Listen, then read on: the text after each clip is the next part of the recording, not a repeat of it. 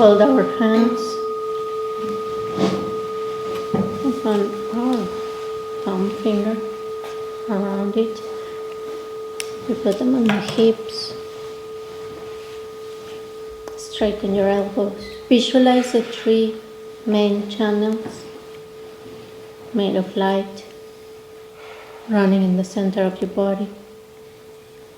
Now, bringing the right hand up, exhale. Close your left nostril, inhale through the right. Exhale through the left and extend left hand.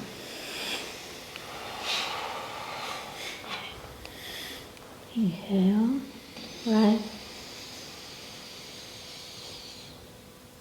Exhale on the left nostril. Left hand extended. One more time.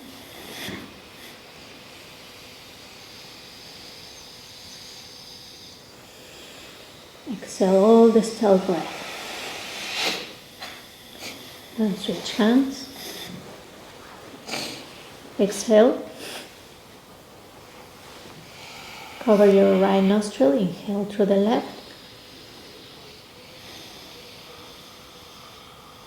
Bring it down to the navel chakra. Exhale through the right. Extend right hand. One more time. Inhale through the left. Exhale through the right. Extending right hand. One more.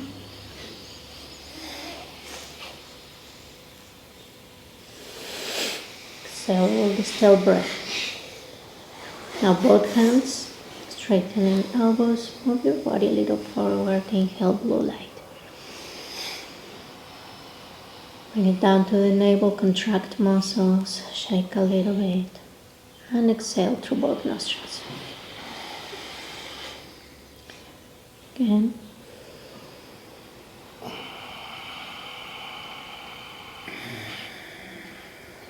Exhale, extending both hands. One more time.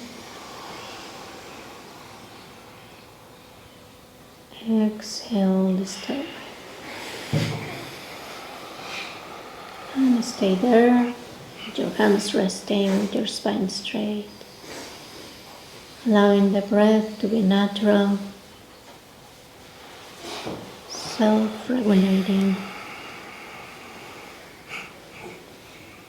Just relax and release with each out breath. A little deeper, deeper and deeper.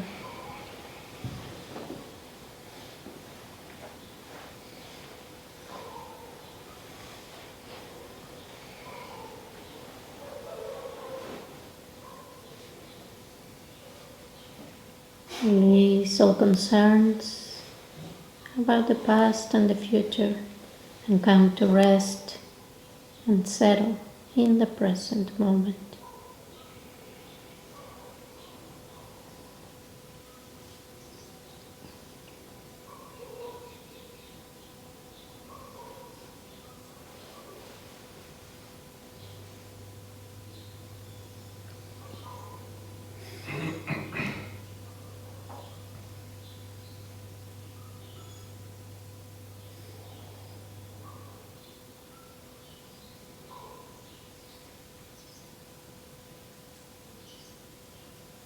Now feeling the sensations of the breath throughout your body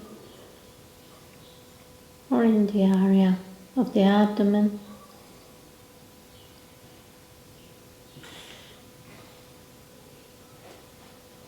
Or at the nostrils.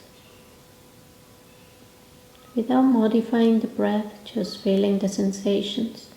Let's count 21 breaths.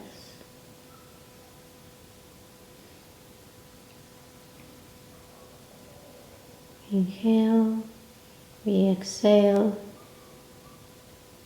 we'll count mentally 1. Without visualizing any number, just a subtle label.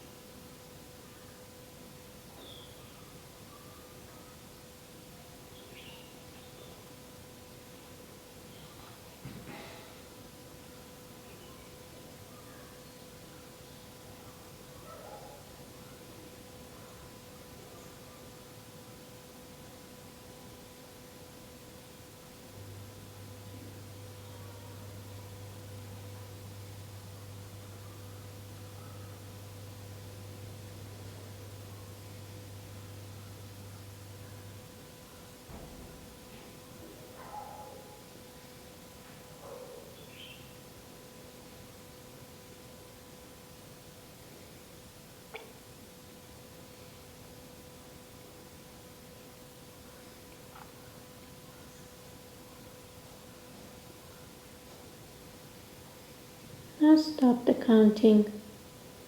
Open your eyes slightly. Let your gaze rest in the space in front of you. Become aware of the space of the mind and any mental events arising and dissolving in it. Attending to this without distraction and without grasping.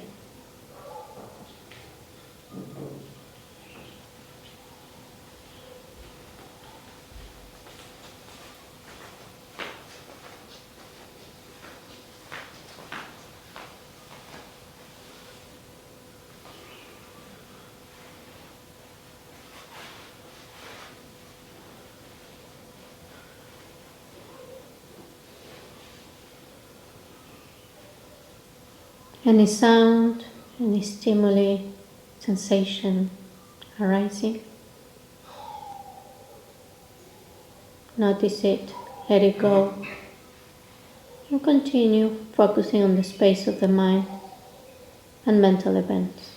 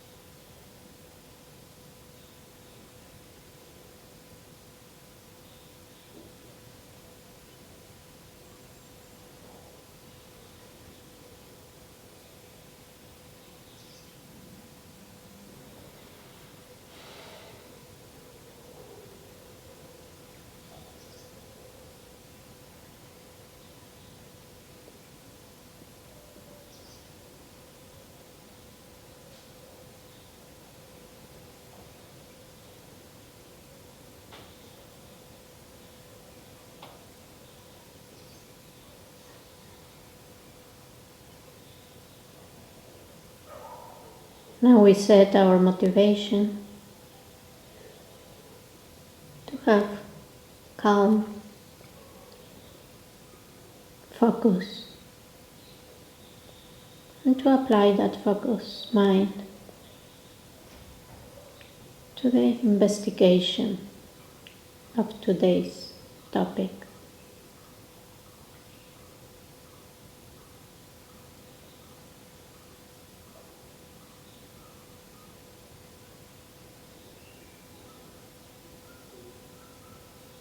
Now let's reflect on the 4 thoughts that change the mind and direct it towards liberation.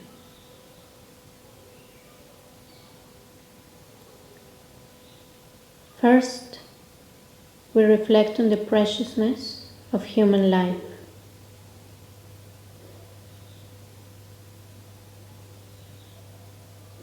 On how difficult it is to obtain it, and how easy it is to lose it.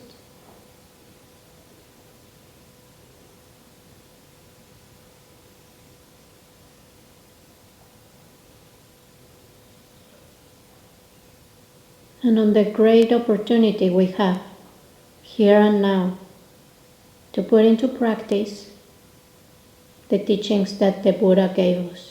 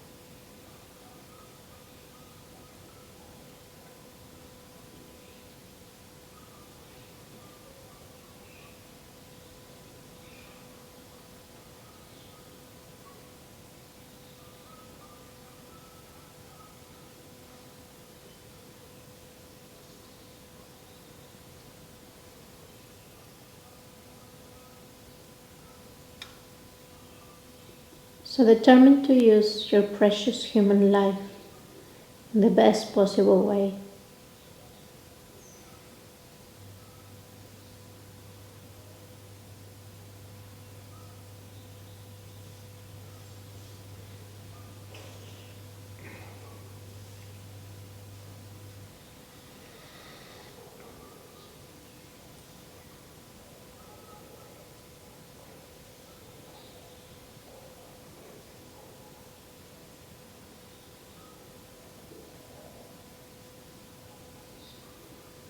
Now we reflect on impermanence,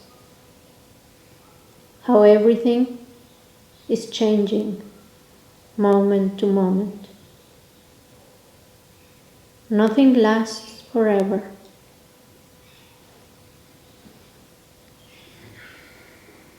And the only sure thing is that we are gonna die. And we don't know how and when this event will happen.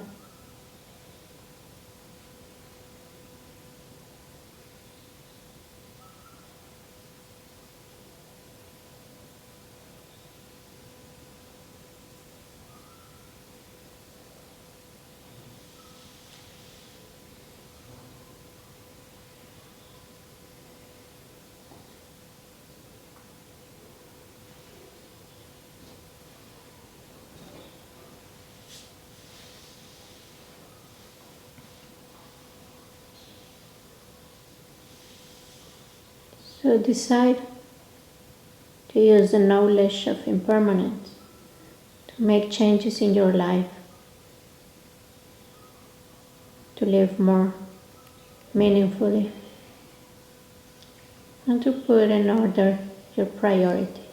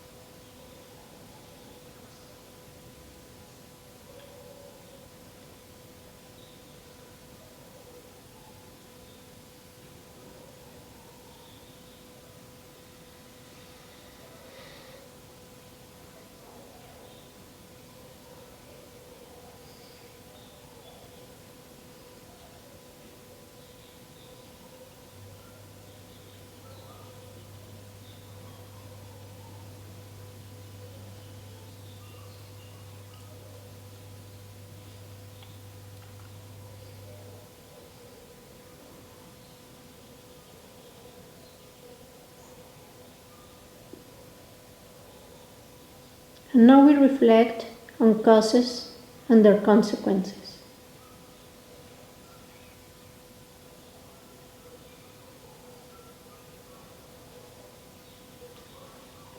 Everything comes from a previous cause. So reflect on how your present life is a result of your past actions. And the future will be the consequence of our present actions.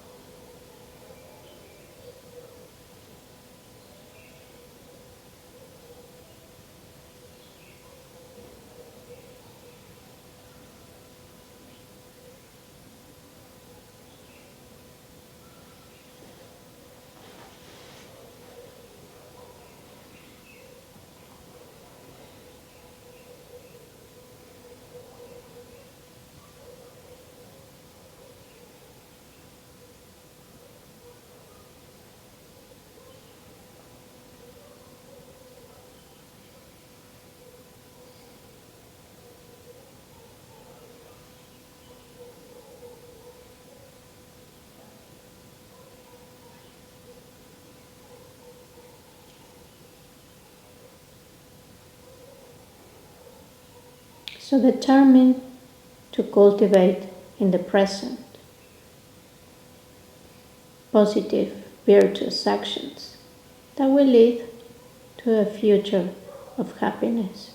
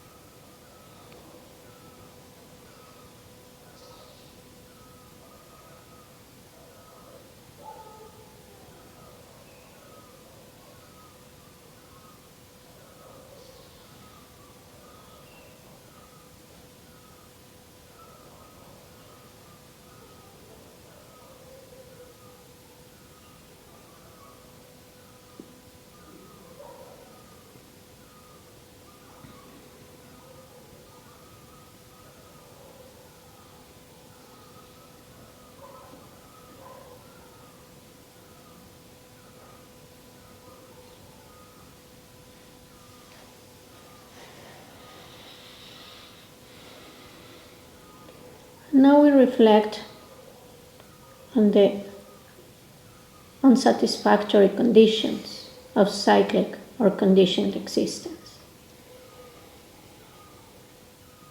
on how we suffer and how other beings suffer too.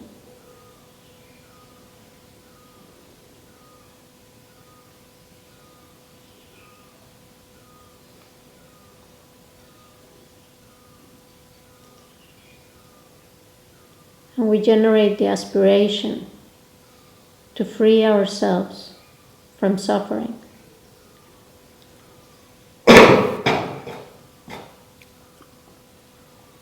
And to help others free themselves too.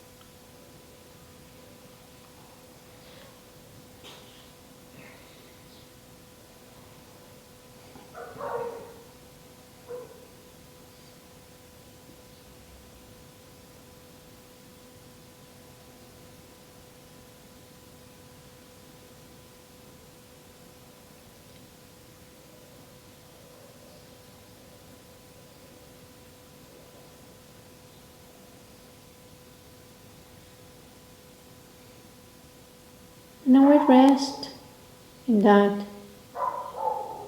understanding, whatever insight we gain into these 4 thoughts. Just rest.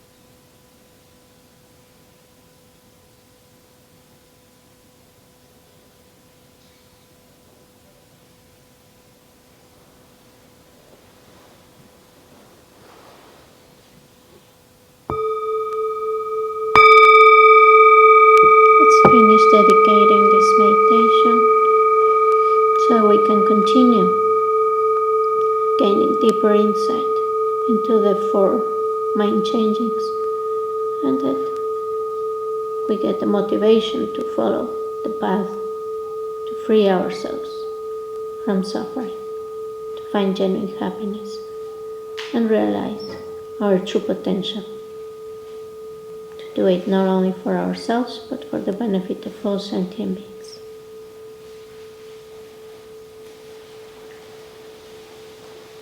And stretch a little bit and go back.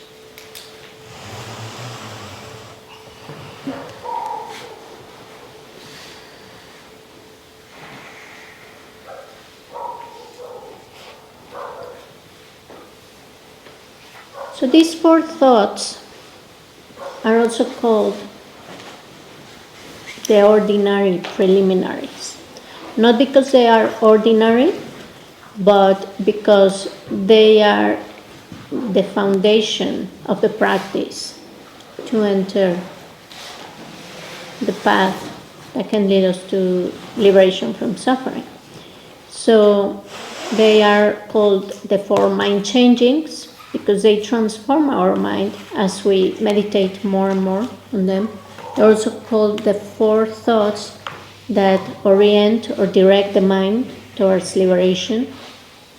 So they set us in the right direction. They help us get motivated and also get that sense of urgency of putting our priorities in order and to start doing something about our lives and transform them in a way that we stop cultivating negative actions and we start cultivating the causes of happiness.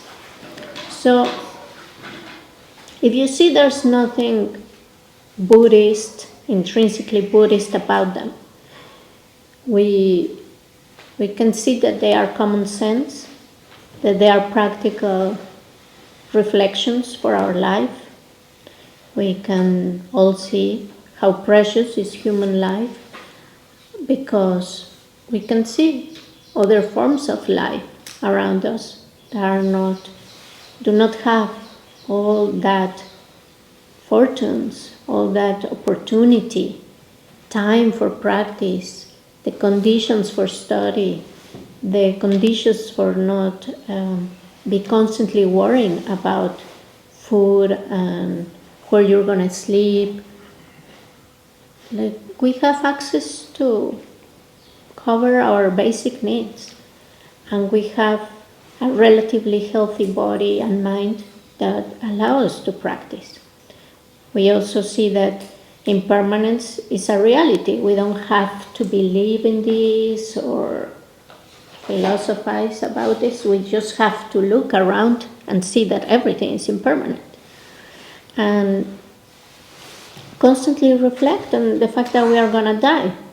the Buddha used to say that the meditation on death is the queen of the meditations, because it really helps us live more meaningful lives. And we will do some specific meditations about that topic. But here we're just reflecting on the fact that everything is impermanent, and that will have a transformative effect on us. Then we reflect on karma, the law of cause and effect, how everything has causes and arises due to causes and conditions. When the causes and conditions are together, the result arises. When the causes and conditions are not there, we cannot force things to happen if there's no previous cause. So we can stop cultivating the causes of suffering and we can start cultivating the causes of happiness. But it's up to us, right? And then the fourth thought is to reflect on suffering, the unsatisfactory conditions of this cyclic existence. So how we suffer continuously and how other beings around us, they also want happiness, but in their confusion, they're continuously creating the causes of their suffering. So when we see that we are all in the same boat, we want to help others alleviate their suffering too. We want all to help each other to find the exit from samsara, this conditioned existence characterized by recurrent problems, sufferings, and dissatisfaction. Right? So these ordinary preliminary practices, we find them in all the Buddhist traditions. We find them in the vehicle of the sutra, the Sutrayana. And we find it in the Mahayana, the great vehicle. We also find them in the Vajrayana, the swift vehicle, or the diamond vehicle. So, in order to decide to follow a path that can liberate us from suffering, we have to start here, meditating again and again on these four thoughts. Because if we just meditate watching our breath, well, yeah, we might feel more calm, less stressed.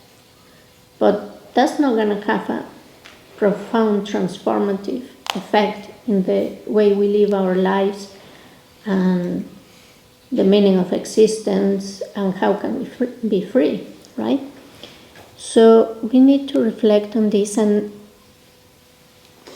in most monasteries and places of practice, Dharma centers, you will be instructed to do this meditation every day for a long time. And if you do it, you will see how powerful this meditation is. But sometimes we say, oh, I already know those thoughts. I want to move to something more interesting. I want to start doing deity yoga. I want to recite mantras and visualize myself as a Buddha. That's cool. Or I want to go into vipashyana. That's more interesting. And so we tend to try to skip this or just meditate a little and then move on, right? But we have to meditate on this always, forever, as long as we are in conditioned existence, right? Because this really will keep directing our minds in the right path and not let us go astray and get lost in some mundane pursuit, right? And so this is practice in all the vehicles. We have The Sutrayana is mainly practiced in places like Thailand, Cambodia, Sri Lanka. So this tradition of the Sutrayana is based on the sutras, on studying the teachings that the Buddha gave, that were public, that were registered and written down by his disciples and the disciples of the disciples, right? So these sutras are the collections. It's a collection of teachings where we can read the word of the Buddha. So that nowadays we have access to many of these sutras translated into English. They were originally in Pali, then in Sanskrit, but now we have access to this. If you go to a very nice website called Insight, I've forgotten something about Insight. You can find a lot of sutras. You just Google sutras and you'll find many websites that have many of these translations. Buddhist Insights, something like that. Access to insights, I think. Access to insights. Access to insight, you're right. So you can see many of these translations, and usually the Buddha didn't teach in a kind of structured way. There was no Buddhism at the time, so he would just be receiving people and listening to their questions or situations, and he would give advice. So he would give advice to kings, to poor people, to people that were married, to monks and nuns, to all kinds of people, and his advice was very practical. So if you go in one of these websites and you search a word or a topic, like what did the Buddha said about having children, you type it, you're going to get a lot of sutras where he talks about this, like his advice on maybe how to be a practitioner and at the same time a good parent, right? So you can find a lot of his teachings. And the Sutrayana is mainly focused on these sutras, right? But in most of these countries, how they've been practicing it is to practice the Anapanasati Sutra, one of the most important sutras, which is mindfulness of breathing. It instructs us on how to follow our breath, right? And how to cultivate deep states of concentration for the Shamatha practice. I mean, the Shamatha practice leads us to those states of deep concentration.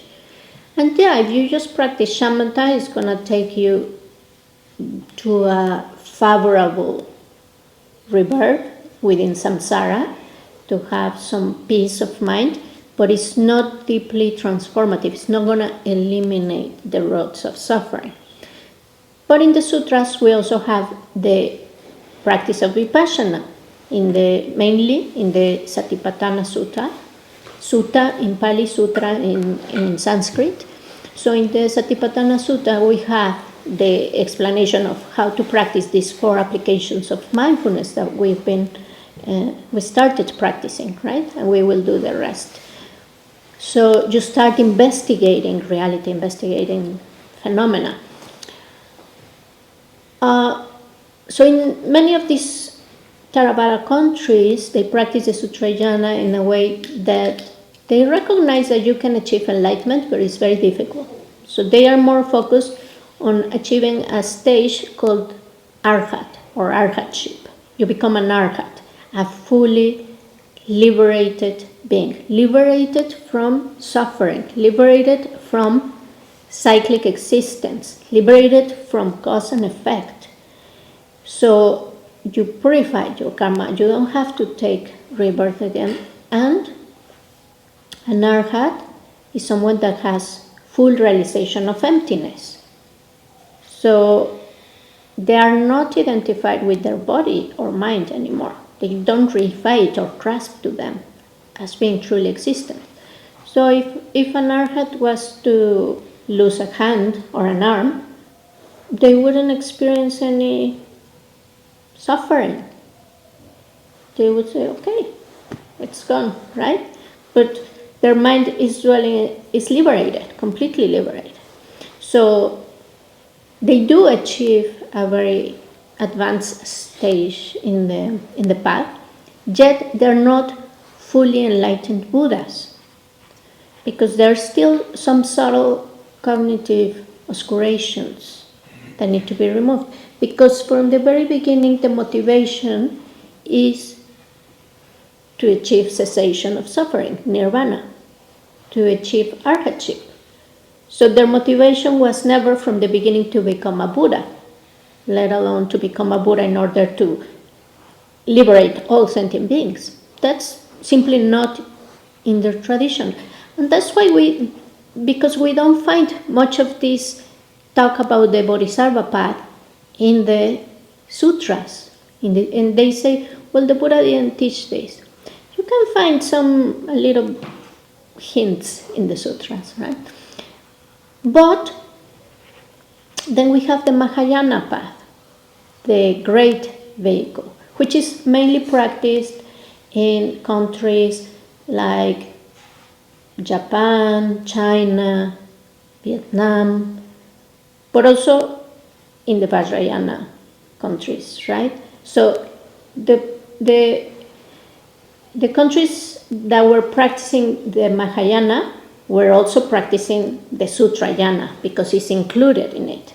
And the countries that practice the Vajrayana or the fast vehicle, which are Mongolia, Tibet, Bhutan, they include the Sutrayana, they practice the Sutrayana and the Mahayana plus the Vajrayana. Yeah, the Vajrayana includes all of them. So in the Mahayana,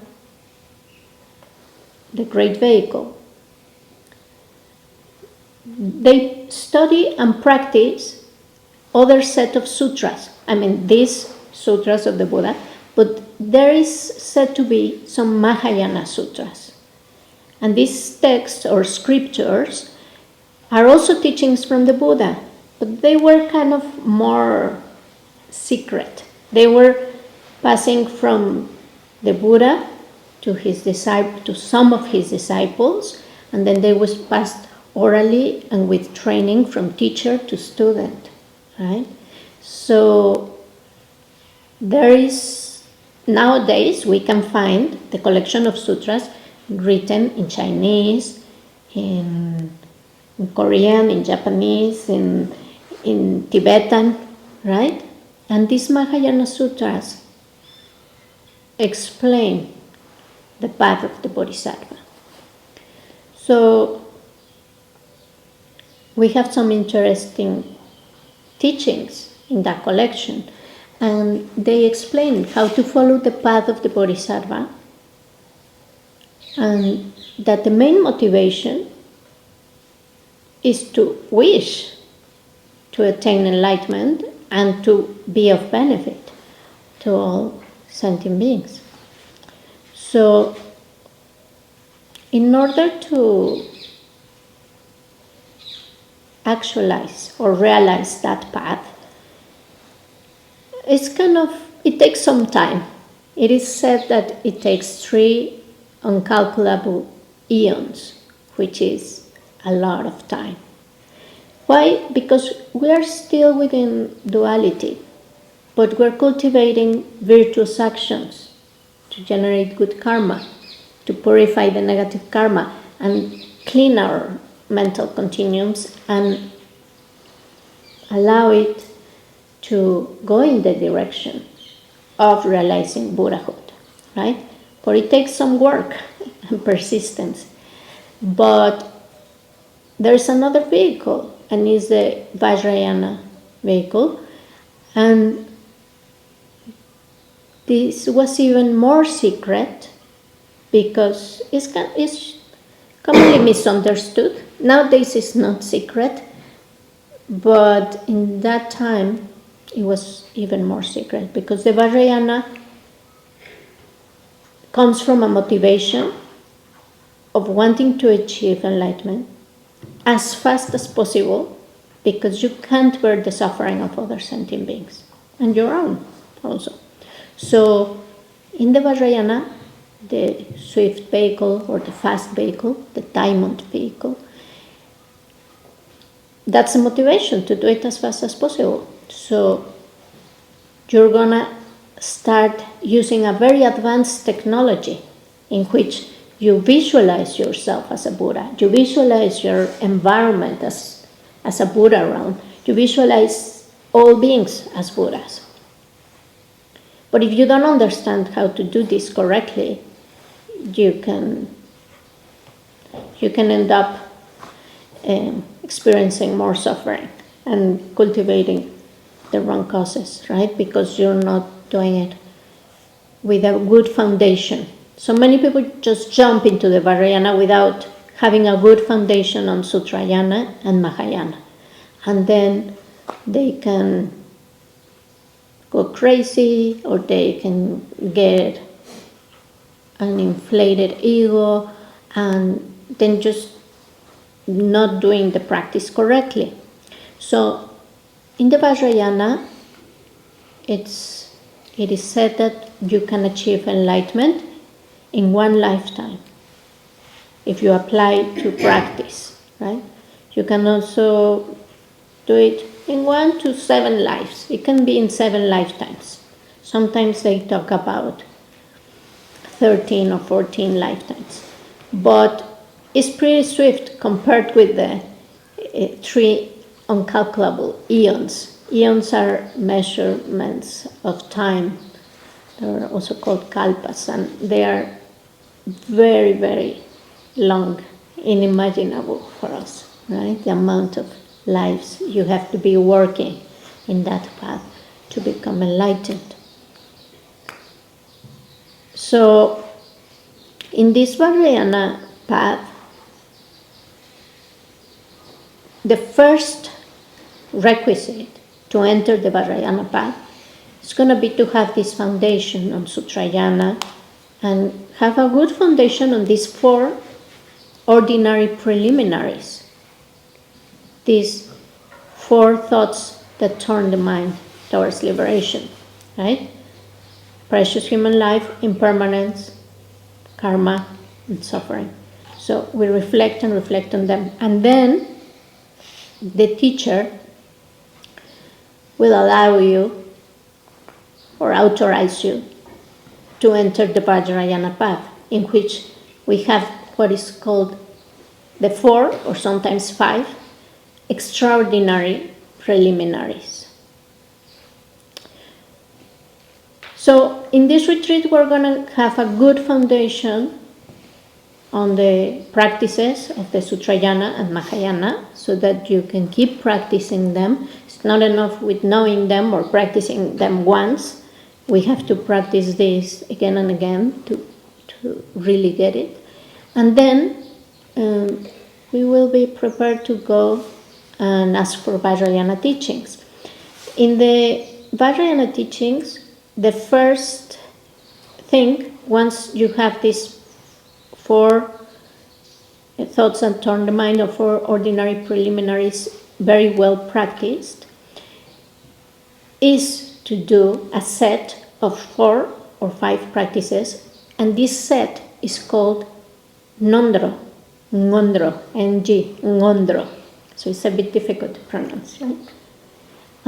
So the Ngondro is these extraordinary preliminaries that if you haven't meditated ever, and you just arrive and you're giving this by a Tibetan teacher, it can be quite disconcerting. And there's some monasteries in India, in Nepal, where you go and you start practicing them right away, because the people there already know what they're doing, and you don't know what you're doing, and that can be quite confusing.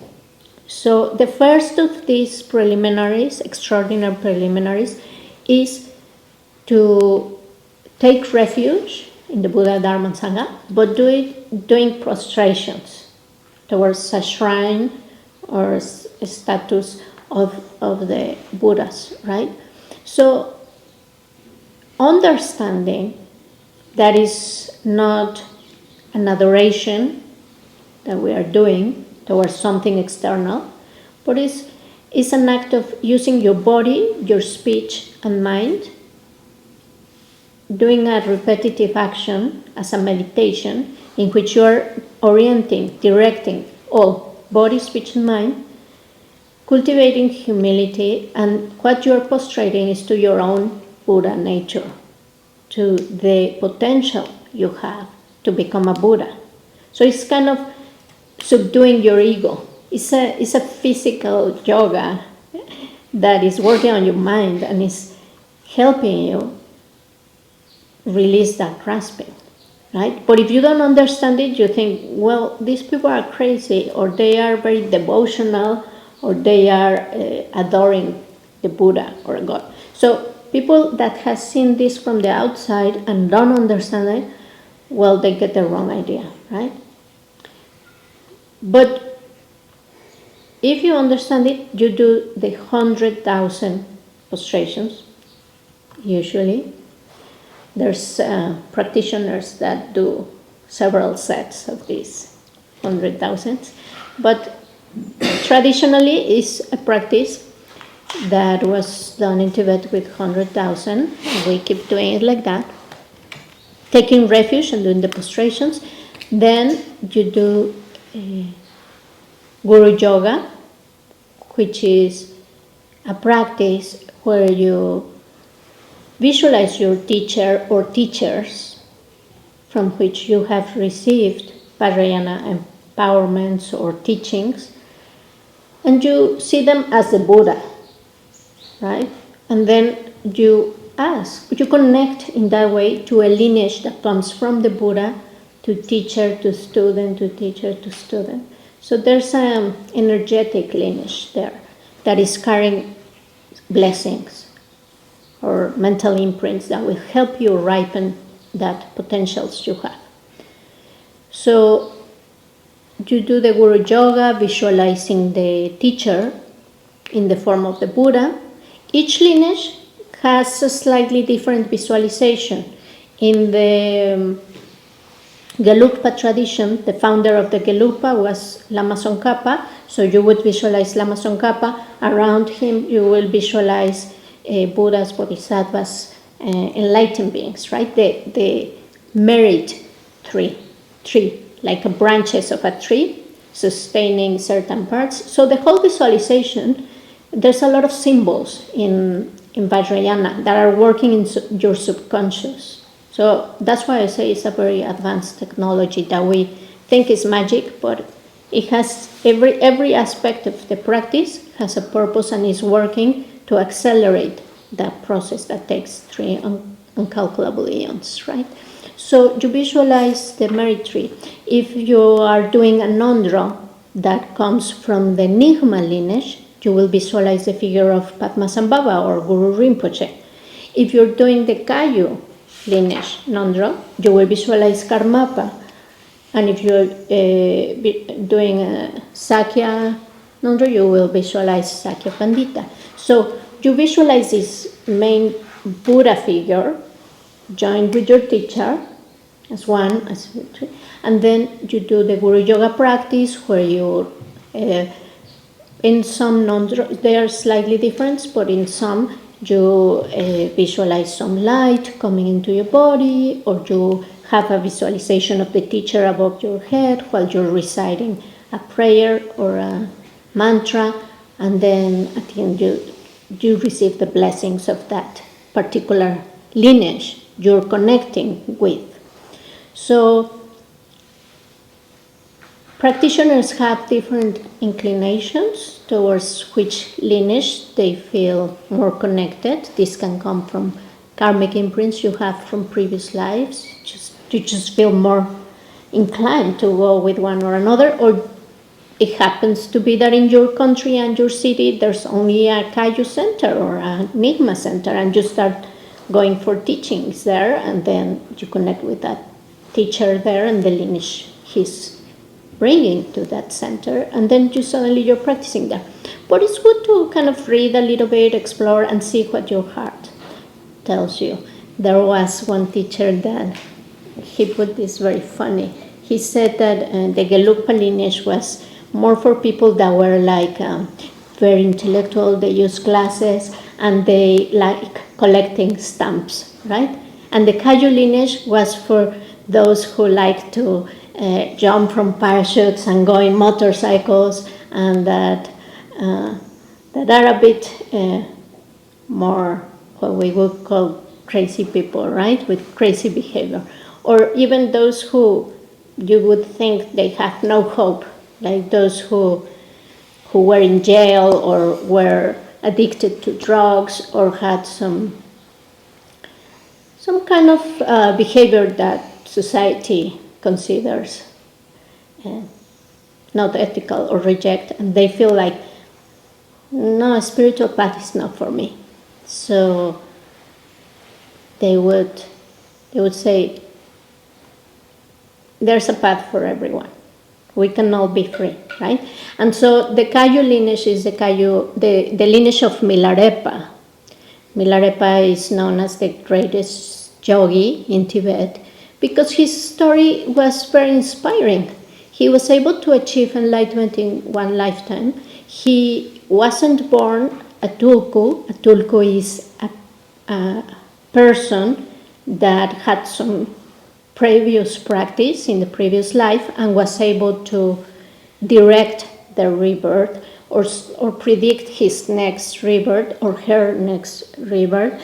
I mean, they're born with already a lot of momentum, right? So they are trained from very young age because they are preparing them to continue the work they started in a previous life, to continue with their monastery abbot of a monastery obligations or whatever responsibilities they are carrying from previous life. They're kind of beings that they are recognized as the rebirth of somebody else. We are all the rebirth of a previous continuum, but these are recognized as reincarnations of a realized master. Now, there's a lot of controversy because there are some tulkus that are behaving not so ethically, so it makes us doubt if they were really properly recognized or they were just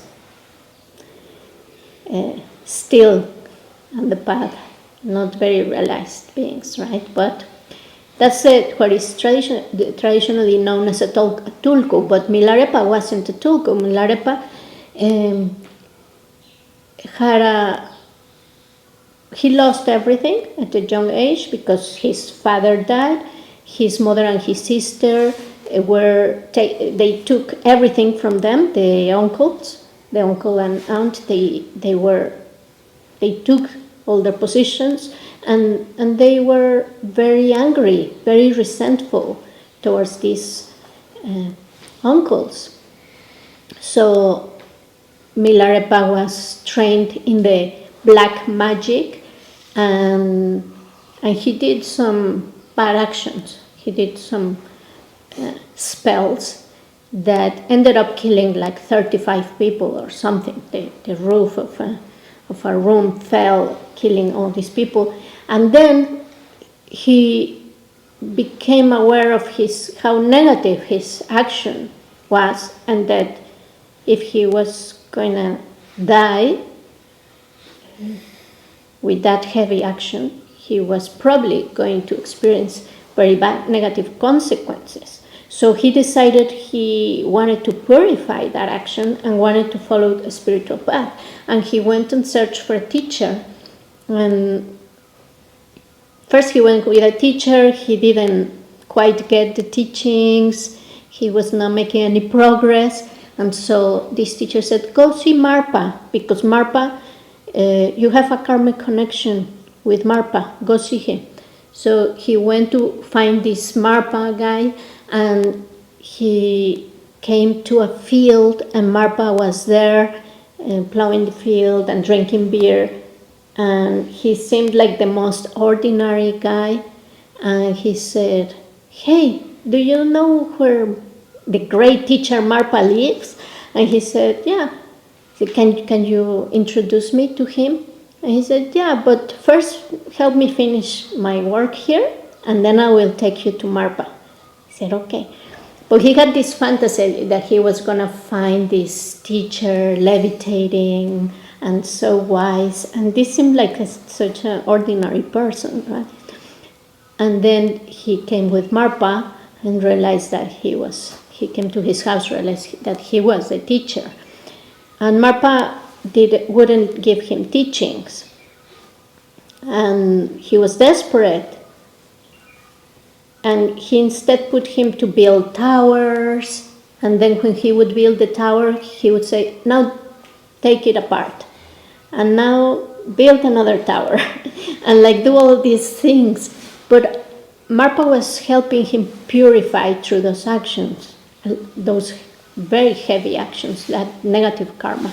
And then he became a suitable vessel for the teachings, and then he taught him, and then instructed Milarepa to go practice in the mountains. He spent years, the rest of his life, in caves, in the high mountains, meditating with no possessions, eating nettle tea. So his body became green. So there's very fantastic stories about Milarepa, but he became enlightened, and he's the founder of the Kayu lineage. And then we have the Nigma, which is Padmasambhava, and then the Sakya lineage, where that's a bit different because that lineage passes from father to son instead of like just teacher to their main disciple. But it's also a lineage like the Gelupa, where there's a lot of erudition and intellectual understanding, but it's kind of a middle point, right, between the old schools, we were the Nigma and the Kayu, and the Geluk, that is more modern. The Geluk and the Sakya are more modern. But whichever lineage you feel more inclined to connect with, the visualization in the Nunnery is going to be slightly different, right? But they all have kind of the same effect. So you would do the Guru Yoga in order to connect to that particular lineage. So that's the second of these 4 extraordinary preliminaries. So Guru Yoga, you also do 100,000 sessions of Guru Yoga. And in that, you might recite, for example, the mantra of Padmasambhava, you might recite it 1,000,000 times or 100,000 times, depending on what you're instructed. There's long nandros, sadhanas or practices, and there's some short nandros too, where you focus more on the practice than in reciting things. And then there is the offering of mandala, where you visualize offering the universe, the whole universe, but in a symbolic form. So you have like a plate that is upside down. You have some rice mixed with, you can put some colorful stones or nice things to make it more like an offering.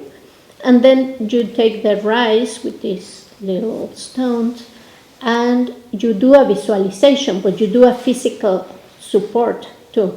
So you're doing heaps of this while you're reciting and visualizing the whole universe with several symbols that represent different things, and you're offering this visualization of the universe to this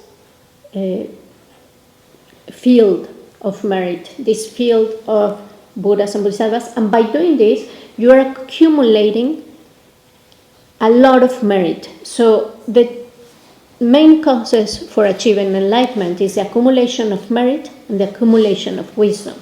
The accumulation of merit is all these positive actions, meritorious actions. Every time we dedicate a practice, every time you have an act of generosity, every time you meditate and direct your mind in that direction, you're cultivating merit, positive potential within cause and effect, and is a way to use skillful means. So the accumulation of merit will lead to enlightenment, and the accumulation of wisdom, the understanding of reality, understanding of emptiness, will lead us also to Buddhahood. But we have to have these two. One of them is not enough. Okay? So by doing these mandalas, we're cultivating and accumulating merit very, very fast. That's why we can achieve enlightenment in one lifetime, because we are using the visualizations and these practices to accelerate the process. And you would do 100,000 of these mandala offerings. And then the Vajrasattva practice, which is it's kind of the first tantric sadhana you start doing. A sadhana, as I say, is a practice.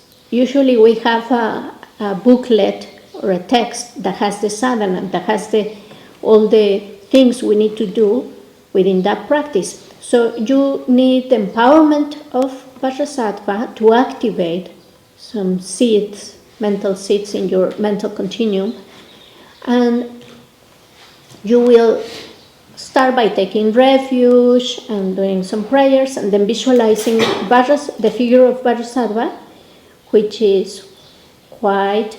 It has some, again, symbolic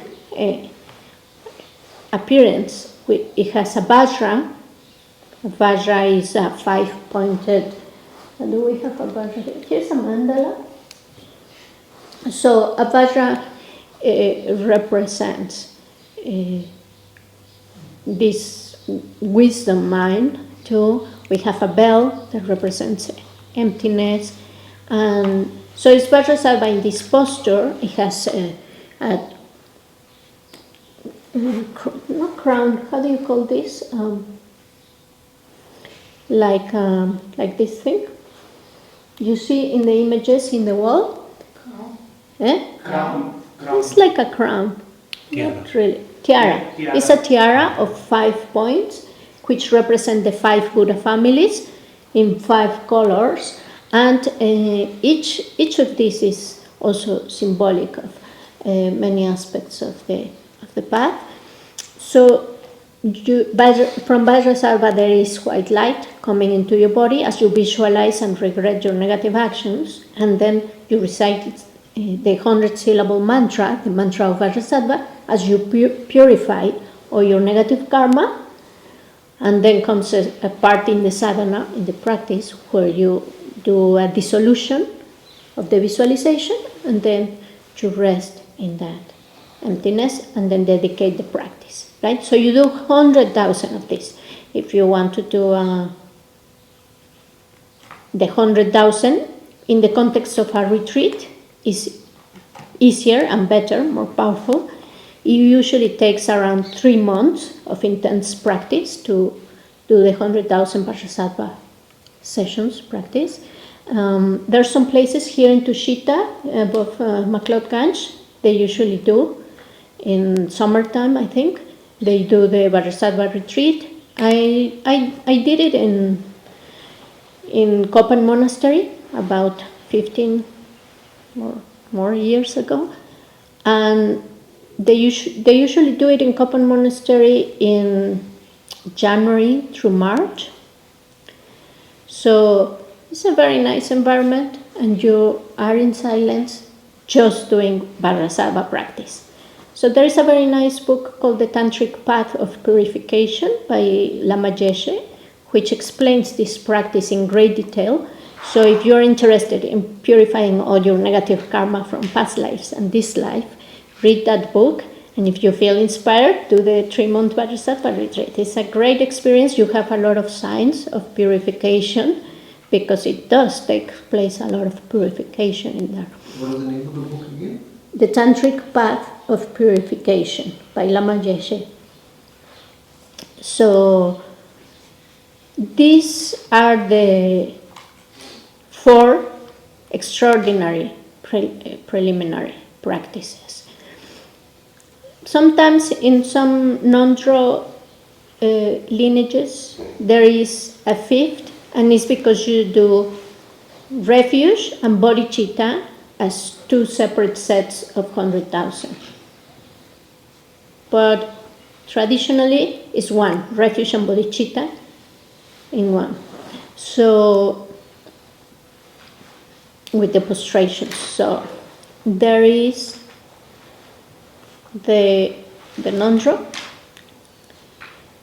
And if you want to read a little more about the non-draw, you can read a very good book called The Excellent Path to Enlightenment by Dilgo Khyentse Rinpoche, one of the greatest realized teachers of the 20th century.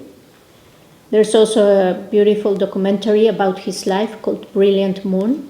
So if you want to see him, he's mainly from the Nyingma lineage. He was a teacher of His Holiness the Dalai Lama. It was his Dzogchen teacher. And this book explains the Nyingma non-draw. If you have a connection with Guru Rinpoche or Padmasambhava, then this is a very beautiful short non-draw, and he explains in detail how to do it. But also by reading it, you can understand the basics of all the non-draws. So then you can go to a Kayu master and say, please give me the lung of the non-draw, I want to practice it. Or you go to a retreat and they will give it to you. So the lung is an oral transmission. In order to do a practice like Vajrasattva or Tara or any other practice, you need 3 things. You need the lung, you need the wang, and you need the tree. So the lung is the oral transmission. The wang is empowerment.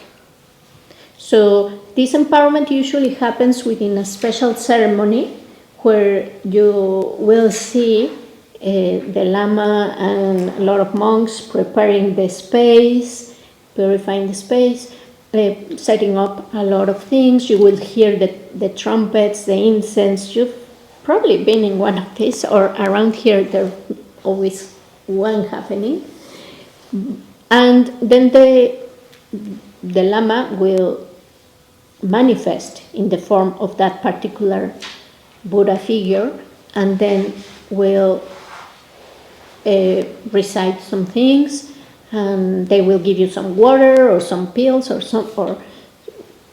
sometimes you have to look to the east, to the north. You have to do certain things, but basically you have to be just resting and meditating and receiving those seeds that are planted in your mental continuum, so that when you do the practice, to do that blessing of the lineage, this ripen and the practice has effect on you. So in order to visualize yourself as a Buddha figure, you have to have the particular empowerment of that deity to have permission to visualize it.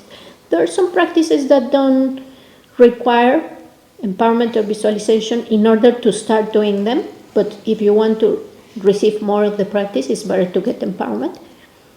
But there's some where you can visualize Chenrezig, the Buddha of compassion, or Tara, or different Buddhas in front of you, and do the mantra. So usually when you get one of these practices or sadhanas, it would say if it requires empowerment or not. But if you attend an empowerment, the teacher might give what is called commitments. So you have to be very careful and not just go to all empowerments that you hear about, because then you have a lot of commitments, and if you don't know, you're breaking samaya.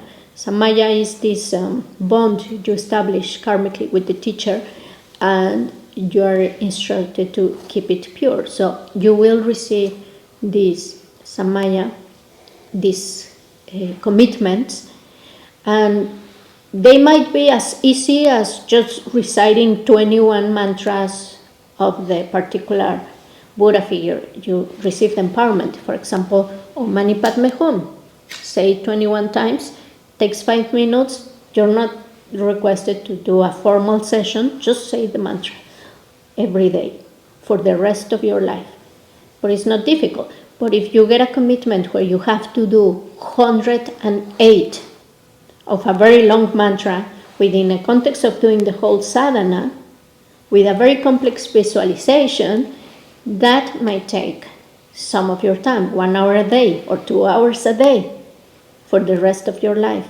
So be careful with which empowerments you take, and ask before going into the empowerment, are there any commitments? What are the commitments? And if you're willing to do the practice, then take it. Okay? Then, once you have the 4 extraordinary preliminaries, the sets of 100,000, you will be instructed, or the teacher will give you what is called a yidam, or a Buddha figure, particular practice for you to do. So you don't have to do all the tantric practices to become enlightened. You don't have to do Manjushri practice and Chenresi practice and Tara. No, you're given one, and that is your main practice, and you do it again and again and again. And within context of retreat, it will have some effects. But sometimes you are instructed to do another Buddha sadhana for a particular reason. And to give you an example, Khenpo Katar, he describes how he was instructed, he was very ill, and Kwai Tara is a Buddha figure that is connected to longevity and to healing. So he had to do several weeks or months of retreat, just doing the practice of Kwai Tara and doing what is called accumulation of certain sets of the practice with mantras. And then he healed and extended his life. So there can be a reason for what you're instructed to do, medicine Buddha or a particular Buddha practice, right? And then all that we are talking here, this visualization and mantras, is within the Vajrayana vehicle, what is called the stage and generation or completion practices. So these generation and completion practices are where you visualize yourself as a Buddha and do certain visualizations and mantras, and it has a process, right? But also within the Vajrayana vehicle, we have the practices of Dzogchen and Mahamudra. Dzogchen are practiced mainly in the Nyingma lineage, the lineage of Padmasambhava, one of the old lineages. And then we have the Mahamudra, the Great Seal. Dzogchen is means great, the great perfection, and Mahamudra means the Great Seal. So Mahamudra is practiced in the Kayu lineage. They're very similar, and there you are also instructed to do preliminary practices, but then you don't do the generation and completion stages. You go directly to a teacher to give you pointing out instructions and show you the nature of your mind, your Buddha nature, and then you just do that practice, which is more subtle, but more difficult and more easy in a way. But you have to have a good foundation, and again, you can just get confused or be deceiving yourself. Okay? So I just wanted you to know the options and the paths, and know that we're studying, what we're doing here is mainly Sutrayana and Mahayana practices, but that they're included in the Vajrayana, and that they're giving you a very a solid foundation for when you decide to go into the vipashyana vehicle, whether to tantric practices of visualization or to Mahamudra Sokshan. If you decide you want to achieve enlightenment as fast as possible. Okay? Yes? You said that for a vajrayana practice, we need to have a lung, wang, and tree. Yeah. So what is tree? Tree is the explanation on how to do the practice. So you receive the oral transmission, usually a teacher that has received the number. For example, a teacher gave me the transmission of the non-draw, and my teacher received it from his teacher, and his teacher from his teacher. See, oral transmission. So in theory, I could give you that transmission because it's just reading the text to you so that you hear it. Okay? And it passes from person to person. So is the reading of the practice that you're gonna do. Usually when you go with a Tibetan teacher, it's best to receive the lung in Tibetan language as it has passed from teacher to teacher to teacher, because the words carry some energy, some blessing. But you can do the non-draw practices. You can recite one in Tibetan, one in English, and then the rest in English, But it's good to do at least one recitation in Tibetan if you want to start familiarizing with the language and the blessings that it carries. So they will read the text very fast. And usually when you go to a retreat with a Tibetan teacher, she or he will be requested during the retreat to give the lung of the non-draw, that's very common, or a particular Buddha. And so he or she would say at the end of the retreat, I'm going to do the lung of the non-draw, and everybody can receive it and practice it if you want. So they will start reading very, very, very fast, and a little bit like singing. And you just sit and listen. The idea is to, if your mind is present, it's better to receive. You can visualize syllables coming from the teacher and dissolving into your body, right?